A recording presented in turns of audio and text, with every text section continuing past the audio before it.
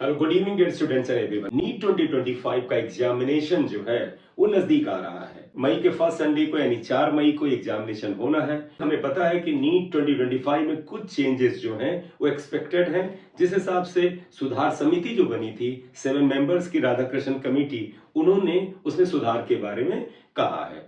Different platform पर शिक्षा मंत्री के बयान, सुप्रीम कोर्ट के निर्देशों के अनुसार लगता है कुछ चेंजेस होंगे। और लेटेस्ट वीडियो में मैंने आपको बताया था कि शिक्षा मंत्री धर्मेंद्र प्रधान जी ने कहा है कि हम कोई ऐसे सडन चेंज, बच्चों को सरप्राइज कर देने वाले चेंज नहीं करने वाले हैं, क्योंकि इस पर बच्चों की मानसिक स्थिति पर बहुत फर्क पड़ता है। तो ऐसा उम्मीद करते हैं कि 2025 में एज लिमिट, अटेम्प्ट लिमिट वगैरह पर कोई फाइनल डिसीजन या फाइनल नोटिफिकेशन नहीं आएगा। फिर भी जब तक नीट 2025 का रजिस्ट्रेशन न स्टार्ट हो जाए और उस रजिस्ट्रेशन के दौरान जो नोटिफिकेशन आता है, जो ब्रोशर आता है जिसमें सारा एलिजिबिलिटी क्राइटेरिया वगैरह दिया जाता है, न आ जाए, तब तक एक डायलेमा तो रहेगा। बेटा, इसी दौरान हम सभी लोग इंतजार कर रहे हैं कि नीट का रजिस्ट्रेशन फॉर्म कब रिलीज होगा। अगर इस बारे में हमें अंदाजा लगाना है, अनुमान लगाना है कब तक आ जाएगा, तो इसके लिए जरूरी है कि हम 2024 का रजिस्ट्रेशन फॉर्म देखें कि वो कब रिलीज हुआ था। तो आइए आपको दिखाते हैं कि 2024 में जो एनटीए है, राष्ट्रीय परीक्षा एजेंसी यानी नेशनल टेस्टिंग एजेंसी, उन्होंने जो पब्लिक नोटिस जारी किया था नीट 2024 के रजिस्ट्रेशन फॉर्म से रिलेटेड,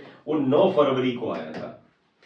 9 फरवरी 2024 को ये नोटिफिकेशन आया था। उसी दिन रजिस्ट्रेशन फॉर्म रिलीज हुआ था। लास्ट ईयर एग्जाम 5 मई को हुआ था, इस बार 4 मई को है। तो इसका मतलब 9 फरवरी के आसपास, यानी कि फरवरी के पहले 10 डेज में रजिस्ट्रेशन फॉर्म आ जाएगा। आज तारीख है 13, तो 17-18 दिन जनवरी के बचे और 7-8 दिन उधर। तो उस हिसाब से अगर आप देखें तो करीब 20 से 25 दिनों में रजिस्ट्रेशन फॉर्म आ जाएगा और उस समय क्लियर हो जाएगा कि कौन कौन से रिफॉर्म्स, कौन कौन से जो चेंजेस हैं वो नीट 2025 में अप्लाई हो रहे हैं, एप्लीकेबल हो रहे हैं। एक बार पिछले साल के नोटिफिकेशन में ये भी देख लेते हैं कि आपको फॉर्म भरने का कितना मौका दिया गया था, रजिस्ट्रेशन से फीस डिपॉजिट करने तक कितना मौका दिया गया था। अगर हम मुख्य डेट्स पर आए तो यहाँ पे देखिएगा, drawing from the NEP new education policy 2020, the NEET UG 2024 will be conducted in 13 languages. तो आपको पता होना चाहिए कि नीट का जो पेपर है वो बेटा 13 लैंग्वेज में आता है। पिछले साल 13 लैंग्वेजेस में था। ये लैंग्वेजेस हैं Assamese, Bengali, English, Gujarati, Hindi, Kannada, Malayalam, Marathi, Oriya, Punjabi, Tamil, Telugu and Urdu. Right. Important dates क्या थी लास्ट ईयर बेटा? Online submission of the application form 9 February to 9 March था, यानी 1 महीने का टाइम मिला था। इस बार भी आपको 1 महीने का टाइम मिलेगा। The last date of the successful transaction of the fees through the credit और debit card, net banking etcetera, ये 9 मार्च तक रात को 11:50 तक था। आप में से वो स्टूडेंट जो पहली बार भर रहे हैं उनके लिए जाना जरूरी है कि फीस का डिपॉजिट जो है वो credit card, debit card, net banking और यूपीआई वगैरह से होता है।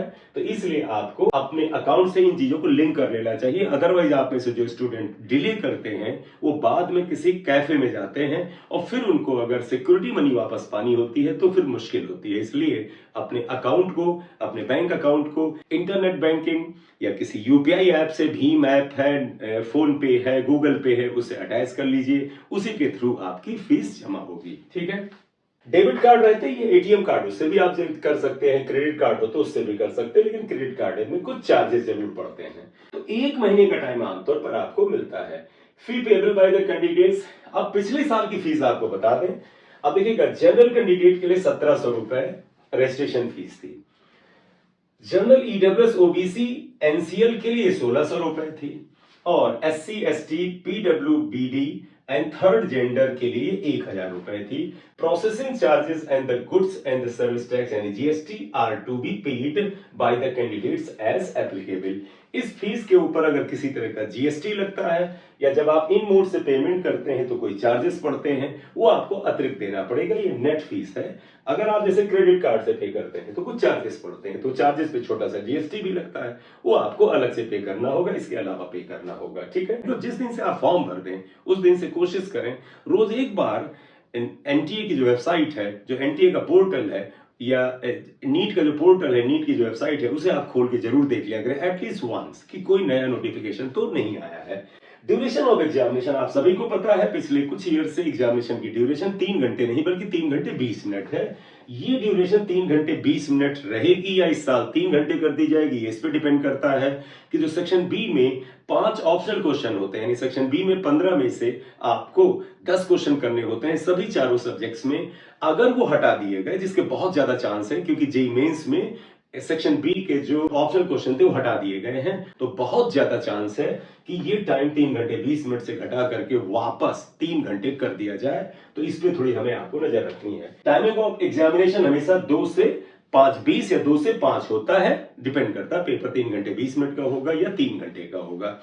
इस जगह मैं आपको एक सजेशन दूंगा कि अगले जो 3 साढ़े 3 महीने हैं उसमें जो आप टेस्ट दे रहे हैं, कोशिश करिए कि कम से कम महीने में 2-3 टेस्ट जो हैं वो 2 से 5 बजे के बीच दीजिए, क्योंकि आपकी जो बॉडी की जो बायोलॉजिकल क्लॉक है वो 2 बजे से 5 बजे के बीच या 5:20 के बीच अगर टेस्ट देने की आदत में आ जाएगी तो उस समय जब 4 मई को एग्जाम होगा, उस समय गर्मी भी आ जाती है, तो आपको उस समय अननेसेसरली असहज महसूस नहीं होगा। क्योंकि हो ना हो हमारी बॉडी का एक बायोलॉजिकल क्लॉक होता है, एक पर्टिकुलर टाइम पर हम जितने समय बैठ करके पढ़ाई करते हैं या कोई पेपर देते हैं, हमारा बॉडी उसके हिसाब से ट्यून हो जाता है। तो आप सभी स्टूडेंट्स को प्रयास करना चाहिए जब वो नीट का एग्जाम देने जाए उससे पहले कम से कम 1 या 2 महीने पहले से ये जरूर प्रैक्टिस करें कि कुछ पेपर आप 2 बजे से 5 बजे की स्लॉट में, 5:20 के स्लॉट में दें, जिससे कि आपकी बॉडी उस टाइम के हिसाब से ट्यून हो जाए, उसके हिसाब से सेट हो जाए। ठीक है।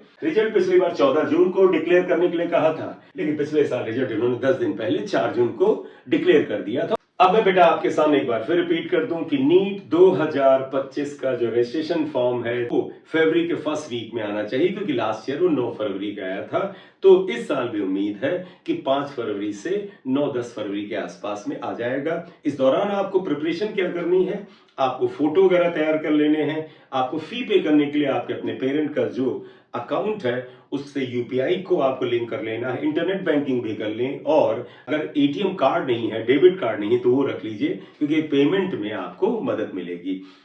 कैफे से आप मत फॉर्म भराइए, आपको फॉर्म भरने में किसी तरह की मदद चाहिए तो बेटे मैं पेड काउंसलिंग के लिए आपको अभी से बता दूं, जो लास्ट ईयर मैंने किया था, और मैं आपको बताऊं कि मैंने जितने बच्चों का काउंसलिंग की थी, मैंने उन्हीं बच्चों की काउंसलिंग को लिया था जिनको मुझे उम्मीद थी कि लास्ट तक मैं कॉलेज दिला पाऊंगा। मैंने किसी भी ऐसे स्टूडेंट को जिसको लगता था बहुत ही ज्यादा डाउन रैंक है और मैं उनको केवल सब्ज़बाग दिखा करके कुछ पैसे ले लूं और उनकी काउंसलिंग कराऊं, वो नहीं करता हूं मैं।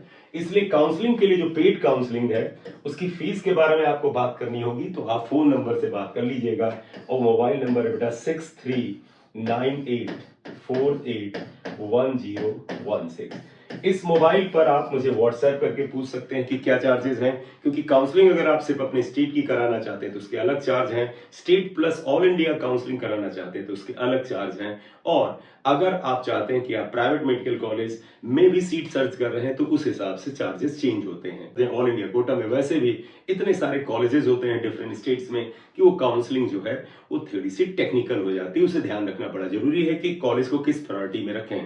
बेटा इस पेड काउंसलिंग की आपको फैसिलिटी क्या है कि the day the form will be release, उस दिन से फॉर्म कैसे भरना है, तो वो पूरी काउंसलिंग जब तक कि last round of the counselling ना हो जाए या last round of the counselling से पहले ही आपको कोई कॉलेज अलॉट ना हो जाए, तब तक मैं आपके साथ रहूंगा। एक कस्टमाइज काउंसलिंग मैं करता हूं, इसमें आप ध्यान रखें कि हर स्टूडेंट की काउंसलिंग पे मेरी अपनी व्यक्तिगत नजर होती है, मैं खुद ही उसको देख करके फाइनल करता हूं, ये नहीं कि किसी कम एक्सपीरियंस स्टाफ को लगा दिया जिससे कि बाद में काउंसलिंग में प्रॉब्लम आ जाती है, जैसा कि मेरे नॉलेज में मेरे ही कुछ स्टूडेंट्स की काउंसलिंग में प्रॉब्लम्स आई हैं जो उन्होंने किसी और जगह से कराई थी।